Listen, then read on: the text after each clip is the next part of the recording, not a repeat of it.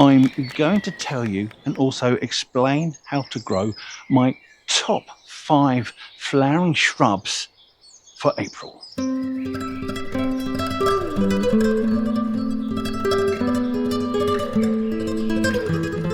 Perhaps more importantly, every single one of these plants has been awarded the Award of Garden Merit from the Royal Horticultural Society. That means they have been trialled and tested and proven to be robust, well-flowering, disease-resistant and able to grow in most garden situations. So the first one I'm going to talk to you about is Exochorda macrantha, the bride, an absolutely stunning flowering plant, one of the very best, yet you rarely see it in flower because of one simple problem that almost every single person who grows it makes. Scolding. I'll explain what the problem is. I'll tell you how to grow it properly.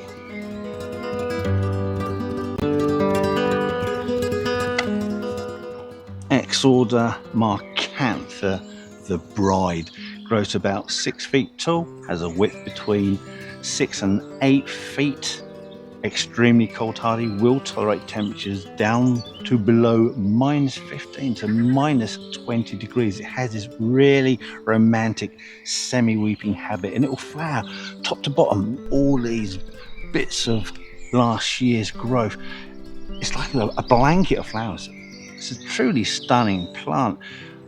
Grow it in full sun to semi-shade, soil-wise, so long as it's regularly moist and free draining throughout the year, you won't have any problems with it. It doesn't matter whether it's neutral, acid or alkaline, you can pretty much put it anywhere. The only problem with this plant, it's not really a problem, it is deciduous. So over the winter, early spring, while it has no leaves on, it can look extremely messy. And most gardeners will look at this and go, they've got to cut it to tidy up. If you do that, you're going to remove all the wood that will produce the flowers. And this is why you rarely see it in flower, because gardeners keep chopping it back at the wrong time of year. The only time to prune back this plant is immediately after flowering. Do not touch it at all after that point, otherwise you'll lose this magnificent flowering display. It genuinely is one of the best flowering shrubs out there, and yet it's hardly ever seen. Anyway, that is my first on the list. The second one is just as good.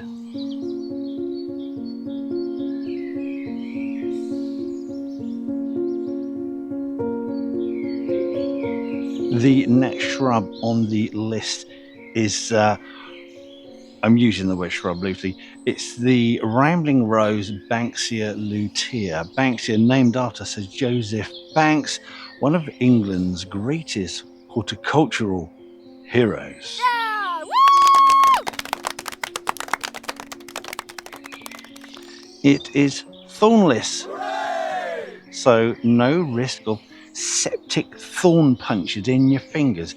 It is extremely cold hardy, again down to -15 to -20 degrees Celsius, grows to about 4 meters tall and produces an abundance of these tiny golden double flowers. It's superb as an early spring display. Apart from that Exochorda, there's very little that can beat it. Plant it somewhere sheltered so it's not exposed to strong winds, which will then knacker all those blooms as they come out. And once again, plant it in a moist but well drained soil. Doesn't really matter what soil it is, it can be neutral, acidic or alkaline, really doesn't matter, but an absolutely stunning plant to kick the season off with.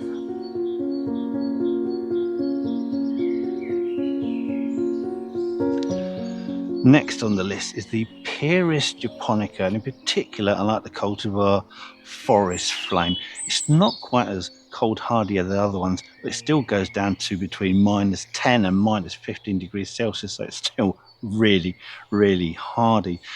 It has these wonderful coloured new growth. The leaves come out that really lovely red colour, and these can be hit by late frost, damaging them, but if you pick those off, it will actually grow a second set of new leaves, giving you once again a second bite of the cherry of that wonderful coloured growth. And plus it's going to flower exactly the same time, these lovely bell-shaped blooms.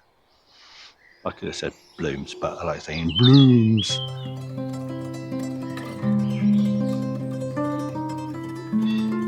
Like I think every single plant in this list, it likes a reliably moist, well-drained soil. But the difference is that this plant requires an acidic soil in order to grow properly.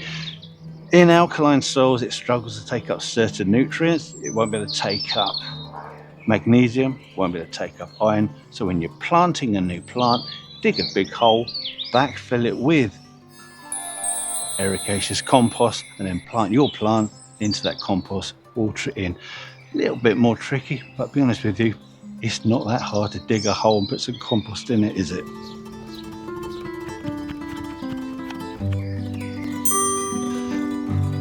I should expand on that. If a plant is unable to take up iron and magnesium in alkaline soils, it will lose its green colour and start to go yellow. That is because the chlorophyll pigment within the plant cells require those nutrients in order to be created. So if it hasn't got them, your plant will start to go yellowish, it won't grow very well, it'll be stunted, it won't flower very well, it just won't perform. So it is very important that you do get the right soil type on these ericaceous group of plants. Ericaceous is a family. Not all of the plants grouped in the ericaceous group are from that family. It's a little bit complicated. Don't worry about it. Just buy the right compost, put your plant in it. Oh, hold on a minute. If you're finding this video useful or even just mildly amusing, then don't forget to click the thumbs up, press on that subscription, and if you want to be notified of whenever we release a new video, then click on that notification bell. It helps us more than you know, and it allows us to do stupid visits like this in the future. Anyway, let's continue to find out what old boiled butt has to say. Put my bloody glasses back on. Too hot, too sunny. It's too lovely. The next one is just over there.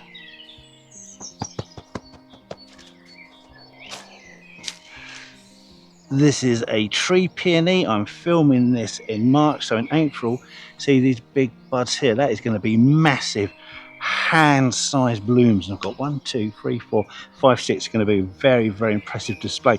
And tree peonies are my number 4 plant on the list. I know it says tree peony. It is still a shrub. Just because it's called tree doesn't mean it's a tree. Houseflies aren't made of houses, are they? It needs a regularly moist, well-drained soil. It's the same for all of them, but it also needs to be humus rich. All of your tree peonies, pretty much every single one you're going to buy, will be grafted, so there'll be a union between the rootstock and the scion, and that's a weak point. But the RHS recommend you plant your root ball deep so that the that graft union is in the ground, probably about 15 centimeters deep. I don't like this idea, but this is what the RHS are saying. They're saying doing this reduces growth from the rootstock, which will then outcompete the actual cultivar on top of your graft, and also encourage roots from the just above the graft into the soil, and also helps to stabilize the stem. That's what the RHS are saying. Do I agree with that? I don't like the sound of that. The problem when you start burying grafts is this. Look at this. This is the graft here. Got damage here. I mean, it's probably had some kind of a fungal infection. Something started rotting off. It's a weak point in the plant. I don't like it. You can see sort of swelling around here. This whole thing isn't very happy. Yet, despite this, the whole plant is still growing, still producing my lovely blooms. For me, just plant it at the soil level of the pot and keep this as dry as you can, prevent infection. So besides all that grafting nonsense that has complicated this easy to grow plant, all you need to worry about is making sure that these blooms are in a sheltered position, because they are absolutely enormous, massive petals. You don't want them to be knocked about by a storm, damaging them. So there you go, tree peonies. They're still really easy. they still have loads of cultivars with Royal Horticultural Society medals. The question is, are you going to bury that graft or not? I can't do it. I can't bury them. I won't. I'm not doing it. Just be aware that some of these tree peony flowers are so big and heavy that the stems they're on really struggle to support the weight of them, especially if you get a bit of rain on them. Chances are they'll just fall over, possibly snap the stem. So just a little bit of extra advice: make sure you've got some proper decent supports to hold up the stems when those blooms come out. They're absolutely fine at the moment, but as soon as they get bigger and open up, put some support in. It's good advice.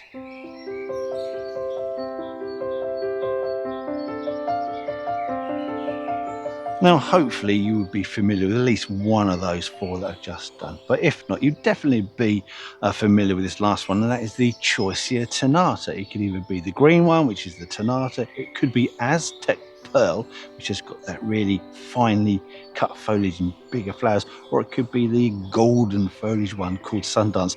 All of these three have the Award of Garden Merit from the Royal Horticultural Society. They are all evergreen. They all like regularly moist, well-drained soil. They will be planted in full sun to semi-shade, and if you want to prune them at the right time to ensure you get the very best flowering display, you cut your plant immediately after the flowers have finished.